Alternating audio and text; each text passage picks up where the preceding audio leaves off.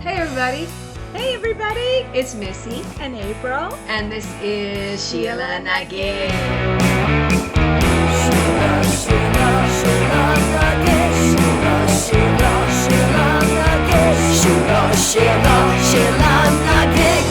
Thanks for listening, everybody. Thanks for being here. We're back. April, hi. We're back. Hi. We're back. We are. Right? Yeah. And each week we present, we explore a Sheelanagig, a woman whose strength and perseverance has led her to greatness, who empowers us, inspires us. It maybe is somebody you've never heard of. Maybe you have heard of them. Maybe you're just going to learn a little bit more. But yeah, that's what we're doing today. That's what we do every week. Yeah. Tune in here every week. We love it. We do love it, and we're starting to get a few Sheilas under our belt. Yeah. I'm excited to find out about yours today. Yeah, but before we do that, Yeah. what's going on with you? How are you? I'm fine. I'm doing good. Life is good. You're good? Yeah. April had an interesting experience recently. And this is the thing, I can't freaking believe, like it happened a while ago and she just kind of randomly mentioned it like 2 days ago. And I'm like, what? You didn't tell me? I knew she was going to bring this up. Well, it's very interesting, I think. So what Missy is alluding to is a friend of mine and I have been hearing a lot about doing mushrooms and having... Stop laughing. No, a lot of people are talking about having mind-expanding experiences on mushrooms, and I had the opportunity to give it a try with a friend. And basically, I was looking for enlightenment. I was looking for this deep message about my life and what needs to happen next, as I've heard people experience. Mm-hmm. And what I got was a lot of popping colors and moving things, and I probably laughed more in the stretch of 4 hours than I did in the stretch of 4 years. It was hysterically funny. That's amazing. And they say that laughter is the best medicine. So there you go. Like that. You know, it's funny. I was disappointed. I'll be honest. I was disappointed. I was looking for this great inspiration and life-altering insight. And what it really was a vacation from my own very serious mind. It was fun, but I came away from it like, oh, but I'm not. When are we going to do mushrooms? When are we going to do mushrooms? I haven't done mushrooms since college. Are you willing to do mushrooms? I don't know. I mean, I think I am. I mean, it would have to be like the right situation, the right environment. You know? Totally. What my friend and I, we planned a day. We went nowhere. We had nobody around. I still can't believe she didn't even tell me. Like, and she's like just mentioned it so off the cuff, and I'm like, wait, you weren't going to tell me about this? Like, how long ago was this? Like, that's what? Because if I tell you something, it's going to end up on our podcast with more people knowing than I probably wanted them to know. Oh, really, April? Yeah, Come on. I have a hoity-toity reputation to uphold. Yeah. Like, well, you know. Of the two of us, let's face it, I'm the gal with the stick up her ass, right? I wouldn't say that. I would not say that. I mean, I think that's pretty sick. I think it's pretty sick that you did that. And, I mean, obviously you had experienced it before when you were younger, yeah? Oh, yeah. When I was in college, I did it a couple of times, and that was, like, mind-blowing. And I was looking for that mind-blowing experience. Instead, I laughed and saw colors and shapes that didn't exist. Wow. I mean, it makes me feel a little bit better about my opium use that we talked about twice. Can we go on from our illicit drug use to finding out about your Sheela? Yeah, there's one more thing I want to tell you about, which is just kind of funny. Yeah. And this is like old news. I don't know why I just learned about it. You probably know about it. What's that? My husband Mike was kind of reading this to me, and neither one of us had heard about it. It was basically this dude who, like, I don't know, 10 years ago, 15 years ago, I don't know, maybe less. But he had a guitar. He was a musician. He was on a flight on United, and his guitar was like, his Taylor guitar was completely busted by the airline. So, and he kind of saw them like fucking around with it. Like he saw them not handling it very carefully. And, you know, it was like a $3,000 guitar. Ooh. It's a Taylor. So he reaches out and they're like, sorry, there's nothing we can do about it. We take no responsibility for that. And he's like, well, what are you talking about? I mean, I saw it mishandled. They're like, no, sorry. So he decided, because he was a musician, he decided to write this song with his band called United Breaks Guitars. Went completely freaking viral. Ended up like doing different versions. And there's actually a little clip where he interviews his guitar. Which is freaking hilarious. I love this. Dude, poetic justice. Dude, right? yeah, and he said that, of course, it started like gaining viewers and traction, and they reached out right away, and they were like, okay, we'll pay you for the guitar. And he's like, it's too late. Actually, I stand to make way more money this way, so thanks anyway. Oh my gosh, I love this story. Oh, it's such a good story. Yeah, and so the other night I was driving home from rehearsal with my jazz band, and I decided just to like listen to on the way home to the different. I was cracking up. And again, this is probably like such old lot to know about this, but I highly recommend just look it up on YouTube. United Breaks Guitars, and have a good freaking laugh. If he was a guy, I think he could have been a Sheela. Oh, absolutely. Like, I love freaking shit like that. I know. That was great. I love it when you stick it back to the man, I cannot. Speaking about sticking back to, me, I'm always the spoiler. Yeah, she's on top. She gets her panties in a bunch. She gets excited. Like, I know that's what it is. She just gets excited. I get excited. I'm waiting to hear about your show. Okay. Just want to ask, is everybody ready? We're ready. Okay. She said, hella Sheela. Okay. So today we're going to talk about Mary Elizabeth Anderson. Have you heard of her? Mary Elizabeth Anderson. You probably have. You may have. And many of you may have as well. But I'm just going to give it a little more light. Because some of these women, maybe you've heard of them, but they still need a little more light, right? They still need a little more. So here we go. She was an American real estate developer. She was a rancher. Okay. And she was a viticulturist. I know what that is. You do? Yeah. What is a viticulturist? A viticulturist grows grapes for winemaking. You are totally correct. I am correct. I'm a career counselor. Oh, that's true. That's true. Because it's really funny. I had to look that up. I'm like, what is a viticulturist? Could have called me. Yeah. And, but what she's most notably known for is she was the inventor of what became known as the windshield wiper. Oh my gosh, I didn't know that. Mm-hmm. Wow. Mm-hmm. Well, yeah, of course. Rancher, viticulturist, windshield wiper inventor. Dead letter office. No, she did not work in the dead letter office. Gosh, Lizzie Mackey had more occupations than I have fingers and toes. It's funny because she's always like, I don't know what it is, the Sheilas I have, they're always like they have 8 random jobs. Right? In their lifetime. So she's no exception. But so anyway, and I should say too that a viticulturist is actually considered a scientific expert, yes, right? There is a tremendous amount of science that goes into that discipline and a lot of different aspects of it. So when I said growing grapes, I was taking a leap that because she had a ranch that she was growing grapes, but there's all kinds of subcategories of viniculture, collecting the seeds and involved in all stages, all stages, so that's fascinating to me because I learned a little something new. Mm-hmm. So let's start at the beginning though. So Mary Anderson, she was born in Burton Hill Plantation, Greene County, Alabama in 1866, and her parents were John C. and Rebecca Anderson. And she was one of 2 daughters. She had a sister. Her name was Fanny. And the 2 of them remained close throughout their lives. Mm-hmm. And their father sadly died in 1870 when poor Mary was only 4 years old. Oh, that is sad. Yeah, it's sad. But he had quite an estate. Mm-hmm. They actually lived on a plantation. Wow. So they were able to sell it. They were able to live on that money. So fortunately, he did leave them with a good inheritance. And in 1889, she moved with her widowed mother and sister to the booming town of Birmingham, Alabama. Okay, so there she took an interest in real estate development, which was pretty much unheard of for a woman at that time. I was going to say that's not a typical path for women back then. Yeah, it's not. So, and, it's interesting because there's not a lot. It was frustrating for me because, how I get on the rabbit hole and I'm like, I keep looking. There really was very little about her life between, say, when she moved to Birmingham, when she was a child, and then, her in her early 20s. as a, real estate developer. Do you know what inspired her to do? Not really. Oh, There's no. not a lot of Interesting. information, unfortunately. And that's kind of what it just kept saying. Like every article, all these articles that I read, Missy likes to do research.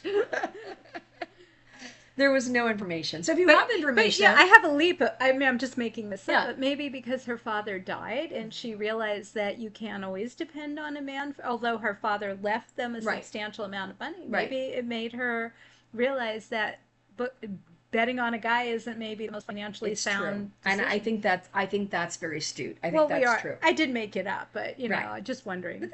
Makes sense, totally.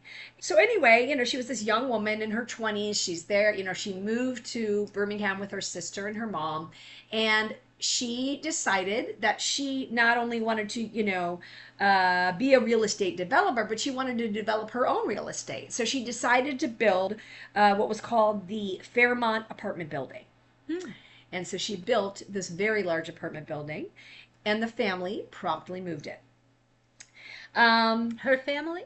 Her family, again, which Okay. consisted of her mother and her sister and herself. Okay. So they moved in together.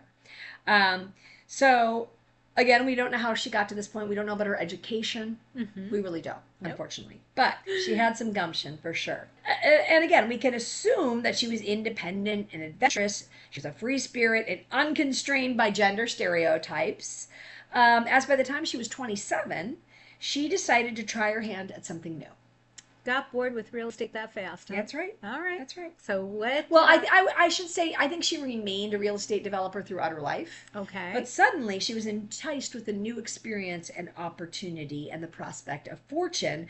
Somehow, Yeah. and again, there's not a lot of information about this, Yep. she came across an opportunity to move to Fresno, California, to operate a cattle ranch and vineyard, which she also ended up Ooh. purchasing. So she had this opportunity to just uproot herself, leave her sister and mother at the Yeah. apartment, and Yeah.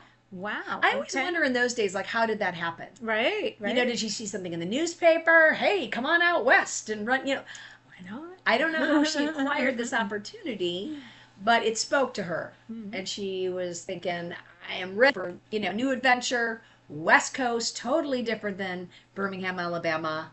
And I am going to go learn how to be a cattle rancher and a viticulturist. And I'm going to run this ranch.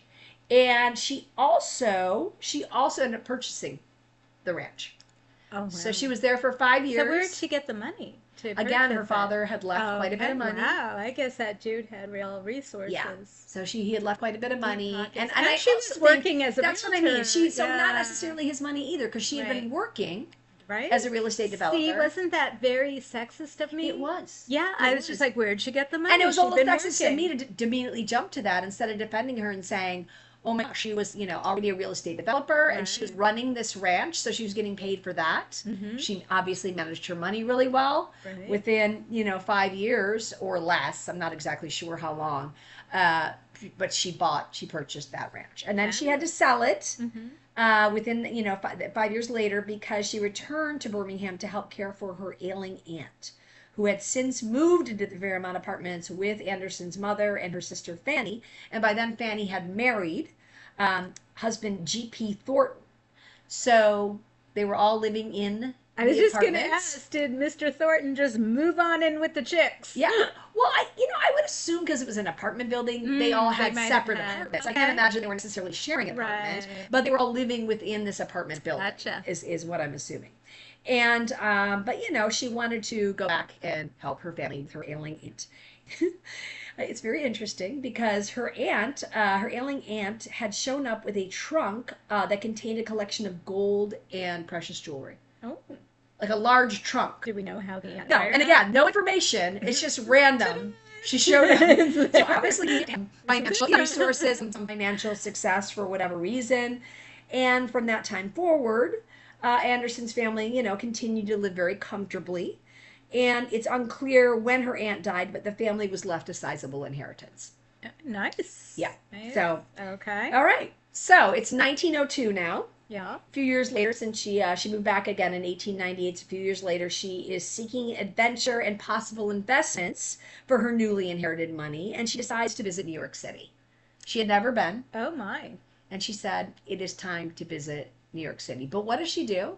What did She she do? visits freaking New York City in the dead of winter. Are you? April's from New York City. Yeah. Let's talk about like Well, winter in New York. Well, some perspective. Missy and I are in California, where it is nice and warm. Winter is like 50 degrees. I'm cold and buttoned up at 55. I know my blood is thin for sure. Yeah, for sure. But New York City has real winters with snow and ice and cold, and you wear boots and you mean it. You're not just like wearing this for decoration. Yeah. Yeah, it is very chilly, chilly, and very snowy and sleety, and there's a lot of weather, right? Correct. I don't know why she decided to go to New York In the winter, but she did. She did, yeah. Right? She's a woman of a... Right. So while she was there, she decided, she really wanted to tour the city, and there were trolley cars back then. So she was going around in these trolley cars and checking out the city. But she kept observing how frustrated the driver was, because each time she got in the trolley and it was like snowing or sleeting or whatever, the trolley driver was struggling to remove the snow from the windshield. They often had to stick their head out and their hand and even stop the vehicle entirely. And So I see where this is going. Yeah. Yeah. And it's crazy to even think about. Right. Like, I can't even imagine a trolley car without windshield wipers. It's in the snowy New York. That makes no sense to me at all. Well, if you think about it, I can't think of a vehicle that doesn't have windshield wipers. Right. You know what I mean? It's like, Yeah. what the fuck? Like, that's just insane to me. I'm surprised somebody didn't come up with that, sooner. Like, as soon as the trolley car was developed, it should have been developed around the very same time. But, okay. So anyway... naturally, this caused delays, and Anderson just kept wondering, what if there was some sort of blade that could go across the windshield and without making the driver have to get out or reach his hand out, that would actually clear off, the snow and the sleet and the rain and make it able, to see clearly. Yeah. I love that she thought of that. Right.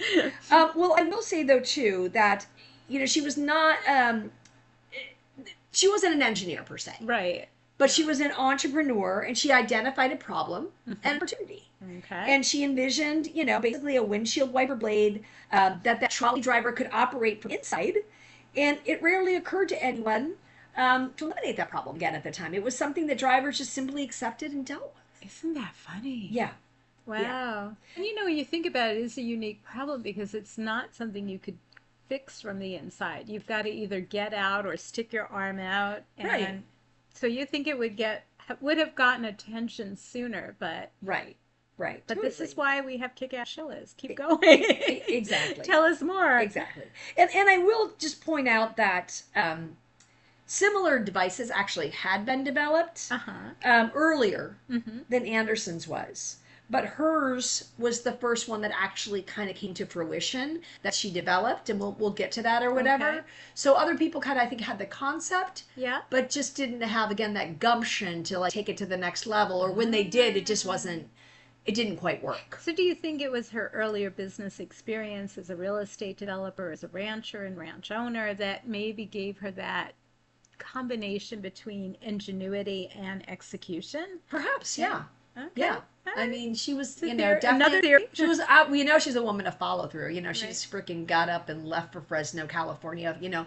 She was a woman of follow through. And I think that she, again, did not let those gender stereotypes get in the way, because of course, very few women were getting patents during that time, as we've talked about before in other episodes. But it's something's running through my head.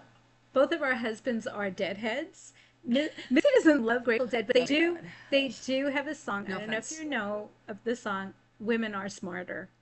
Ooh. And I am hearing Bob Weir singing in my brain now, Women Are Smarter. I love it. I don't even know that song. Okay, No, you're gonna have to check I'm willing that to out. listen to it. I'm willing to listen to it. Oh my, that's hilarious. Yeah. Really? Yeah. Didn't make that up. Yeah. Well, Well. sometimes they are. Sometimes Okay. they aren't. We love our men too. We do, Not absolutely. dissing on the No, men here, we're but- not dissing on that. But yeah, I like that song. That's go Bob Weir. All right. Anyway, so after her trip to New York, she returned home to Birmingham, and she thought about, again, how there had to be a more efficient way to clean the windshield. And she ended up hiring a designer. She started out sketching, but realized she kind of needed somebody who was more of a designer, to create a hand-operated device to keep the windshield clear. And then she hired a local company to also produce a working model. Yeah. Wow. Mm-hmm. Her device consisted basically of a lever that you turn from the inside near the steering wheel that controlled a wooden and rubber blade on the outside of the windshield. And the lever could be operated to cause the spring-loaded arm to move back and forth across the windshield. The device was actually attached from the top, though, and not from the bottom. So it would swing upward, and then a counterweight. If you've seen early cars, the windshields were on top, right? And so a counterweight was used to ensure contact between the wiper and the window. So it's interesting because there was like a lot of, I'm surprised that she wasn't an engineer, because that's a lot to figure out. Like, I could figure out that, something you go back and forth, but the counterweight and you know what I mean? Right. Yeah, she may have hired really good engineers who actually figured that out, but the point is she had the vision and presented the needs. So even if it was somebody else who figured out the counterweight, she definitely, and it'd be interesting to know how much guidance she provided, how much vision and involvement she had in the actual design. Right. I know. And it does seem, because it's interesting, like when I was talking about how she hired somebody to execute it, to design it or whatever, there was only like 2 references of that. Everything else said that she did it. Okay. So I'm going with that because she was a smart woman. She was a smart woman. I'm going, she probably got some help with that. Yeah. Like, I think she knew. Well, smart people do. That's what smart people do, right? They get help with the things they don't know. Right, totally. Yeah. So after finalizing the details of her idea, she filed a patent application for her creation on June 18th, 1903. And a few months later, on November 10th, 1903, she was awarded a 17-year patent for her window cleaning device. Wow. How awesome. I know, right? Yeah. I think it's a strange number. It's a 17-year patent. Well, patents are strange. Yes. Okay. The rules are complicated. So, and additionally, which was kind of revolutionary about hers too, because I said other ones had been created. Hers made it so that the device can be removed if desired after the winter and the rough weather was over. Oh, interesting. Which would actually be nice, especially in Southern California where we don't get a lot of rain. Right. It's true. It's true. But, now it doesn't really get in the way. It just kind of tucks in. So yeah, that's true. We're good to go. Yeah. But I think it was a little bulkier at that time, for sure. Right? Yeah. So, but here's the deal. Like, obviously, she got the idea from her trolley car. But at that time that she applied for the patent, cars weren't very popular yet. Right? Good point. So sadly, many people kind of teased her, Uh-huh. which seems strange to me. Poked fun at her, and just thought it was kind of a silly notion. That's kind of what a lot of mavericks face. People that were ahead of their time get a lot of ridicule. Right. There's probably a lot of men poking fun at her because they were jealous and intimidated. Well, yeah. That was a very male, gender-oriented thing to do. Yeah. Which I love. But yeah, I don't know. And the other thing about it is few people own cars outside of major cities. I mean, in the major city there were, and cars didn't go fast enough to really merit having to have windshield wipers either. They went pretty slow. Except for trolley experience. Yeah, and that's what I mean. Inspiring. But I to me it seems crazy because it just seems like a no-brainer. It seems like, doesn't it just seem like a no-brainer? Which again is why I think it would. I really strongly think it had to be a gender thing that got in her way. Could be. And I'll tell you more about that. But so consequently, she continued to try to find different manufacturers to agree to make her invention. But every single one turned her down. Oh, wow. And I mean, she tried to find a lot of manufacturers. Now that's crazy because you would think that manufacturers would recognize this as a very important invention. Yeah. Again, I think, I don't know. I think the fact that she was a woman probably had something to do with it. But it's interesting. So this is a letter. I'm going to read to you just a response letter from a company called Dinning and Eckstein. Mm-hmm. I believe they were a Canadian company, and Yeah. they were a manufacturer, and she tried to get them to manufacture her invention, but they said, "Dear Madam, we beg to acknowledge receipt of your recent favor with reference to the sale of your patent." What a way to say that, right? "In reply, we regret to state that we do not consider it to be of such commercial value as would warrant our undertaking its sale. Yours truly, Dinning and Eckstein." Well, thank you, Dinning and Eckstein. But obviously, our Sheila prevails. What happened? It's just so sus. It It's is. so freaking sus. Like, what was going on? You know what I mean? Right. So Dismissed. yeah. She was dismissed. Yeah. So without a buyer, Anderson's invention languished. She stopped pursuing the product in the market, and eventually, after 17 years, her patent expired in 1920. Oh. Okay. Oh, no. And perhaps, she was probably disillusioned by the car industry, its lack of foresight, and she just didn't apply for a renewal. But obviously, cars have windshields. So is it that we look back in perpetuity that she had the first patent on that concept? Yeah. Yeah. So I'm so bummed. I was waiting for victory. I was waiting for somebody saw the light. There's not a lot of victory Or some here. guy marketed for her. And I feel sad because I'll continue. Okay. Okay. And of course, the possible undertone of sexism held Anderson's invention back as well.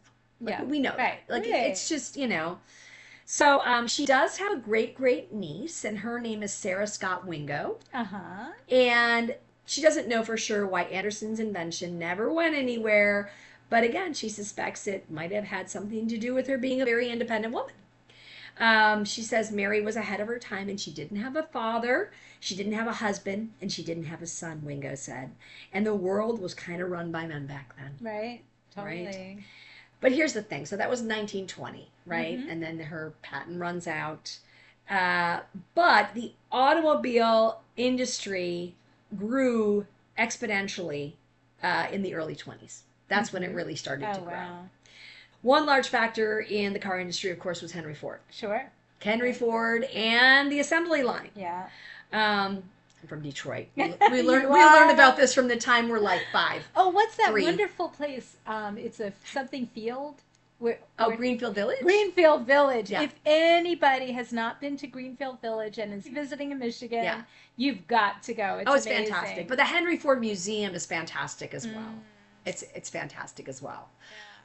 One of my favorite things, little side note, in the Henry Ford Museum, there's actually a note from Bonnie and Clyde thanking Henry Ford Oh, you're kidding. for creating such a great getaway car for them. Oh my God, that's hysterical. Yeah, so, Henry Ford comes on the scene. He creates assembly line. Pretty soon they're able to make a Model T in 93 minutes. That was just like insane, right? And that ended up bringing the price down and making it more affordable for people. So for the first time, everybody, or I shouldn't say everybody, but a lot of people were able to afford cars. Not just people in big cities who had a lot of money, but it became, pretty common for people to have a car.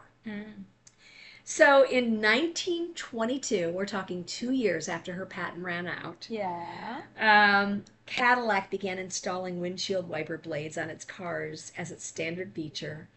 And the company's mechanical wipers were actually based on Anderson's original design. But with the expiration of her patent 2 years earlier, Anderson never made a cent from her groundbreaking invention. I just want to say that this is unfair, but I'm getting a kernel of satisfaction that while they never acknowledged her and they never paid her, and that's atrocious, they did freaking take her design. They were inspired by her But do you design. think they ever acknowledged that it was her design? That's why no. That's why we have this podcast. Mercy. You're right. This is why. exactly why. Because precisely. no, she never got the acknowledgement. She never made the money.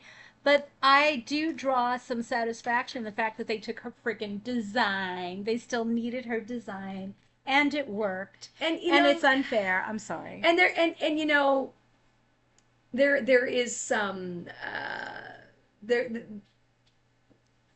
there is some acknowledgement actually of the fact that she knew they took the design, She was not a vindictive person. Good. She held her head high. Good. She felt proud of it. And, you know, she was able to kind of make peace with it, apparently. Good. But you know what sucks? Like, What? I just can't get over it. Why did she let it run out? Well, Like, why didn't she have the foresight? Like, you know what I mean? Like, maybe she moved on by then. You mentioned you never talked about her being a viticulturist, and maybe she just went into other business ventures. yeah, I guess. But it seems to me Yeah. it would have been just so simple just to, like, update her patent. Like, what made her just freaking say, fuck That's it, a good and throw in question. the towel? Like, what made her do that? Don't you wish you could bring our Sheilas back and ask We could them? interview. Maybe we could, like, interview the A ghosts. seance. We're gonna have a seance. Oh, And call back the ghosts. Oh, of let's do our that. Let's Sheilas. have an episode where we do a seance and we call back the ghosts of our Sheilas. Do you guys like that idea? I freaking love that idea. Oh my God, let's do that. Okay, anyway, but I just can't help but to feel just annoyed. But you know, I guess I'm thinking that maybe because she was an entrepreneur and she just, cut her losses or decided this was a waste of her time. But I do, whether I should or not, feel satisfaction that they freaking stole her design. Like it was a really good design. For me, there is some vindication in that. I guess. I mean, But- certainly. Yeah. And so, did she die wealthy? Did she have other successful ventures? Well, you know, they had the inheritance from her dad, and then they Right. had the inheritance from her aunt, and then she did well as a real estate developer, Mhm. and she made money selling the cattle ranch. Mhm. So I feel like she always had money, so maybe that was part of it too. She just didn't feel like, She needed. you know what I although, mean? yeah. I think she was like financially. I don't think she was extremely wealthy, but I think that she was, sustained a good lifestyle. Uh-huh. They continued to have that apartment building that she actually managed until her death. Oh, okay. So, she was that wasn't part of her journey. Yeah. Like, oh, I need to, create this amazing As thing long so I as can she become a didn't die millionaire. a pauper, Like freaking Lizzie Maggie. Exactly. But yeah, you're right about that. But so yeah, and and again, because the patent expired, it meant that others could use her design Right. and then never have to pay her any royalties Yeah. either. So that's just how it went. And then in 1938, individual states started to make windshield wipers a requirement by law on all automobiles. And it became actually a federal law in 1971. Wow. Which I can't believe, 1971. 71. Yeah, you would think it would have happened a lot sooner than that. Yeah. I guess it was a state law, so I guess many states, I wonder which states didn't have windshield wipers. I don't know, that'd be interesting That'd to be know. interesting to find out. Yeah. But,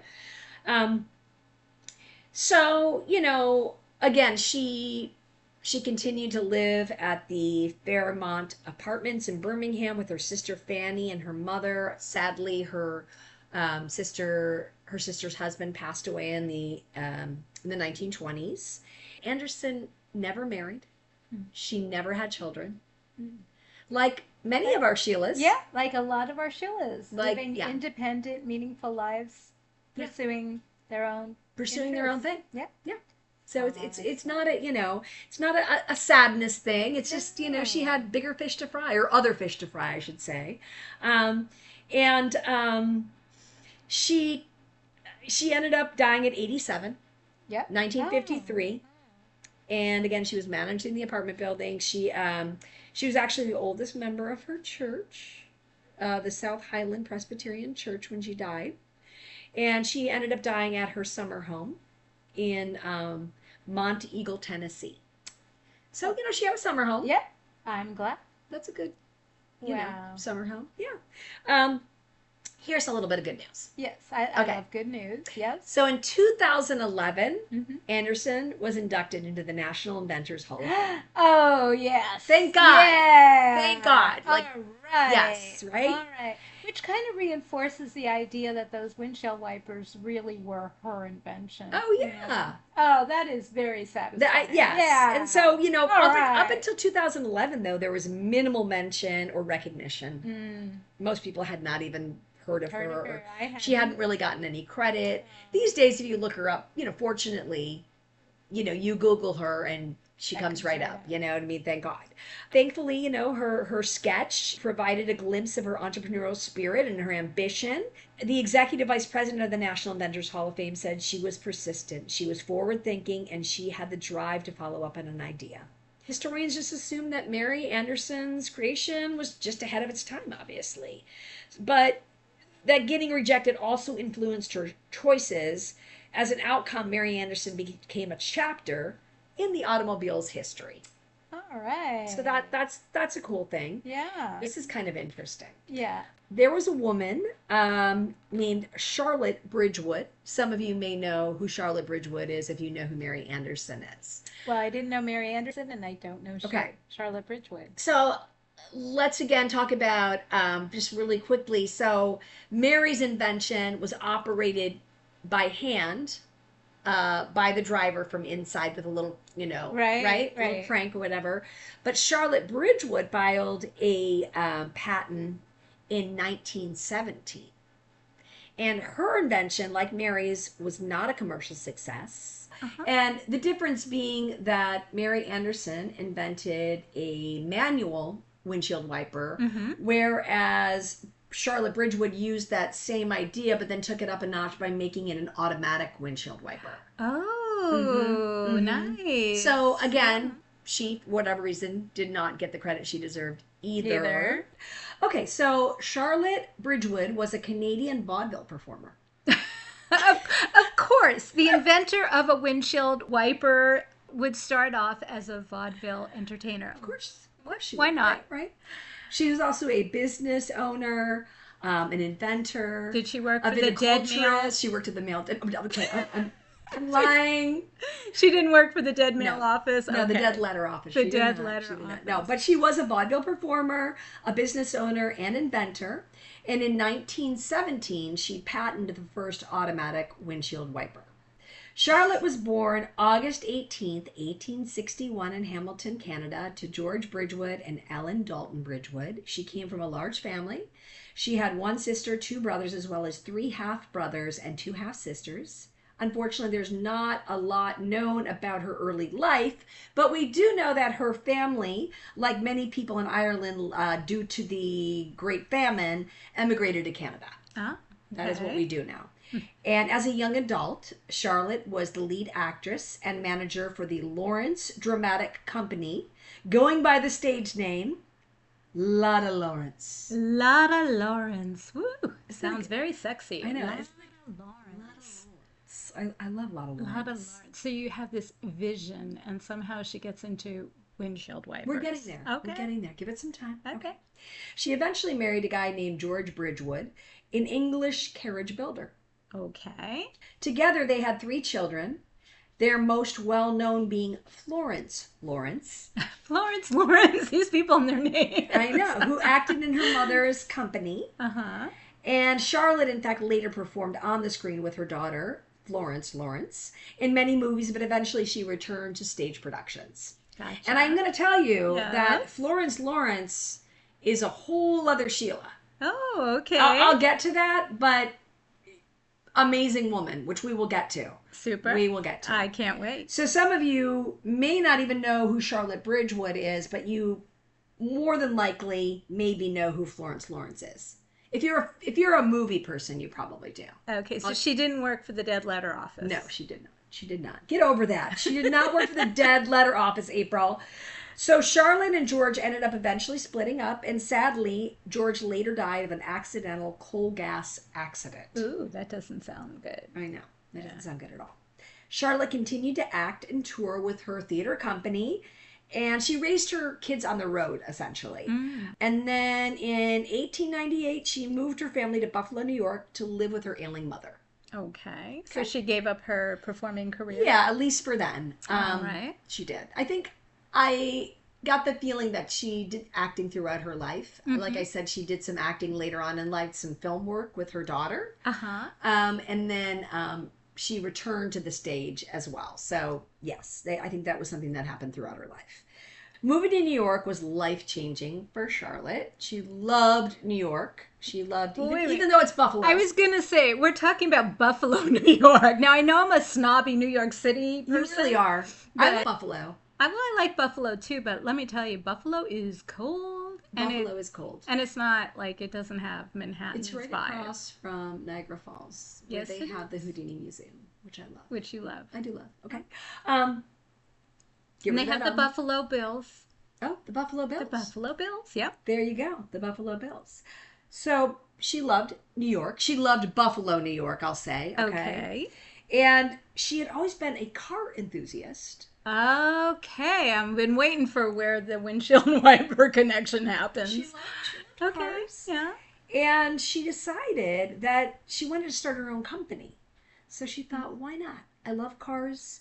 I'm going to start the Bridgewood Manufacturing Company. Well, I'll tell you, if you want to go anywhere in Buffalo, you better have a car. That's true. Yep. That is true. Good point. So as the president of this company, she continued progress toward improved automotive safety and also new things for cars. She wanted to come up with ideas. She was of an inventor mind. Why not? So, wouldn't every vaudevillian performer be an inventor? Never.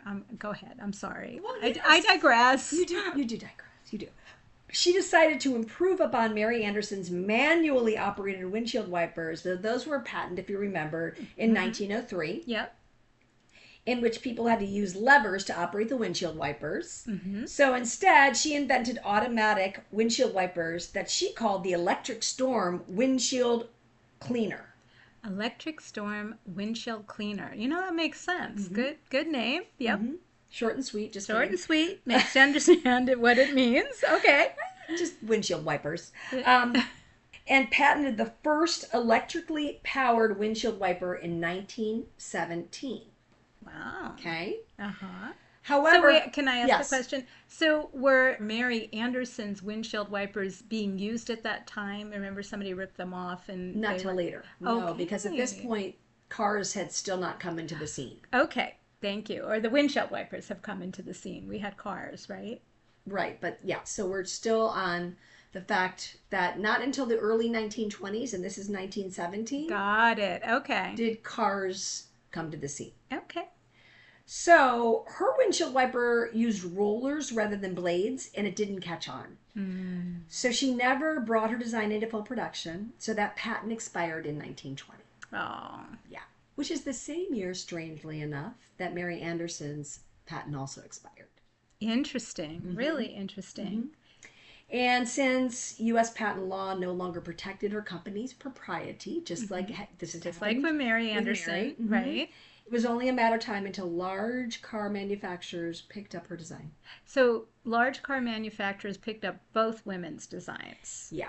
Wow. And who knew two women They kind of brought them together. Mm-hmm. They kind of brought them together. Which is cool. Yeah. They kept the wiper idea from Mary Anderson, the actual blades. Yeah. They didn't use the roller idea. Yeah. But they also like the automated idea versus manual. So they took the best of both ends and combined them. And I would think this is so great, and of course it is. It works so well, and we're still using it today. But two women got ripped off for the idea. Not so great. Yeah, they did. Oh man, it just sucks. Yeah. Like Mary Anderson, it was only after she lost those product rights that it became widely adopted. Oh. And with her wipers being fitted in cars just 2 years later, including those Cadillacs like we talked about for Mary Anderson, and sadly, Charlotte Bridgewood's invention was left without much recognition. So sad. It's such a bummer. It is. And would that have happened if it was a dude? That's what I wonder. Probably not. Probably not. But again, and I hope somebody maybe can comment on this. Why didn't either one of these women just have the wherewithal to update their patent? Well, it's interesting. You ask a really interesting question, and I wonder if they were discouraged or they just moved on to other things. And that's what it must have been. It must have been just, whatever. Don't know. And we don't know how they felt about it to see their inventions being realized and somebody making a profit off of it and getting recognition when they were the original designers. And, yeah. I know. I know. But that's why we do this podcast, right? It is why we do this podcast. I like that you always bring us back to that. So sadly, It's our Charlotte... silver lining. Yeah, it's right. It's right. Charlotte Bridgewood sadly died in 1929. She was only 68 years old. She died of unknown causes. And she's actually buried, though, at the Hollywood Forever Cemetery, along with her daughter. Oh, Florence Lawrence? Florence Lawrence, who went on to become a pretty famous actress, which I'll tell you a little bit about. Again, neither Bridgewood nor Anderson possess mechanical or engineering qualifications. They simply used their common sense, their ingenuity to find a solution to just what was considered a common problem. Of course it was a problem. Missy, don't you find a lot of our Sheelas did that? Yeah. The inventors, they didn't necessarily, some of them had engineering degrees and really studied deeply, but some of them just, like you said, used ingenuity and common sense. Right. They just came up with an idea, that just, and again, I said this earlier, it was a no-brainer. It was a no-brainer that you needed to have windshield wipers, something to clear the windshield, on not just cars, but on those trolleys as well. Yep. So I can't believe that it took so long. That's what I'm stumped by as well. And it was left to two non-engineering women. Exactly. Of course it was. But in doing so... Never mind. I'm sorry. I'm stuck there, but... That's okay. No. But in doing so, they created a device, which of course is used widely today. Mm-hmm. What's your favorite word? Ubiquitous. Exactly. It's ubiquitous. There it is. So again, quite frustrating, but that's precisely, again, why we're talking about these ladies. And definitely go learn more. I also want to mention that we have so many great sources and credits. We couldn't do these podcasts without the amazing material that is out there. Thankfully, there is material out there. So I encourage you to reference those. When you go to our website, you can see all those wonderful credits and sources. And I encourage you to go down those rabbit holes yourself. Read those articles. It's very interesting. You'll notice that Missy has 30 to 35. I have about 5 or 6. So our interpretation of rabbit holes are very different, but never mind. Right. And I want to do a little side note, which is that Florence Lawrence. Yes, there's actually a lot of info out there about Florence Lawrence. There's not as much about Charlotte. Interesting, yeah. Bridgewood, but there's a lot about her daughter, and that is because... we mentioned she was raised on the road at their mother's theater company, and she was regarded as what's considered the first movie star. No kidding. Yeah, she was a silent movie actress, and she is kind of the prototype for what a movie star was. Oh. What became known as a movie star. That was her. That was Florence Lawrence. Yeah. But I have to tell you this because you're not even going to believe this. Yeah. Guess what she went on to do? Florence Lawrence. Yeah. She invented the, I'm trying to think, the tractor. 3 things, actually. Okay. It doesn't have just 3 very simple things. Let me tell you what those 3 things are. Nothing to do with the dead letter office. No. Okay, but go to ahead. do with the automotive industry. Oh, okay. Ready? Yeah. Turn signal. No way. Traffic light. No way. And brake lights. Are you kidding me? Mm-mm. She did those 3 inventions? She went on to do those 3 inventions. And of course, we've never heard of her in that context either. No. Oh my God. So I decided that she's going to have to be a Sheela in her own right. She is going to have We're going to have to explore. I mean, I think she'll be very interesting too, because we're going to explore her movie career, her silent movie career. So she was like a forerunner to Hedy Lamarr, who also was this beautiful bombshell actress who had this incredible scientific inventor background that nobody knew about. Yep. Oh my gosh. And she followed in her mom's footsteps. Her mom she did. was also an actress and a creative who went on to identify these commonplace problems and had the ingenuity to solve those problems. It's amazing. Definitely 2 Sheilas in the same family here. That's inspiring. But one thing I just have to interject because of the dead letter office, yes. which I'm sorry I keep bringing up, but Lizzie Magie, who was really the brains behind the game Monopoly. She was one of those Sheilas who had a million jobs, and one of them was the dead letter office, and I'm so sorry I'm stuck on that. But the real point that I'm trying to make... Okay, how many times did we say dead letter office today in this episode? At least 200. But my point is... that these women were not one-dimensional or two-dimensional. They were multi-dimensional. And if anybody heard in the background, that's one of our dogs getting a little tired of being locked up in the bedroom. Maybe we should end our podcast. Maybe we should. It's time to end. It's time to end. It's time to let Francis out. Oh, we're so mean. I put a lot of treats in there. He must have run out. Okay. But thank you, everybody, for listening. We're so grateful. Please, we would love to hear your comments. We would love to hear your questions. Anything you want to share with us. We would just love to hear about that. And you can go to our Instagram. You can do some comments based on our episodes. You can email us. But we would love for you to put it on Instagram. That way everybody can see and we can make it a community conversation. That's what we're all about. We really want to get, the community involved in Sheelanagig because it's such a great thing to elevate these women. It is. And our email address, by the way, is info@sheelanagigpodcast.com. And so we'd love to hear from you. Yes, we would. All right. Thanks, everybody. Thanks for listening. You. Until next time. Bye. Bye.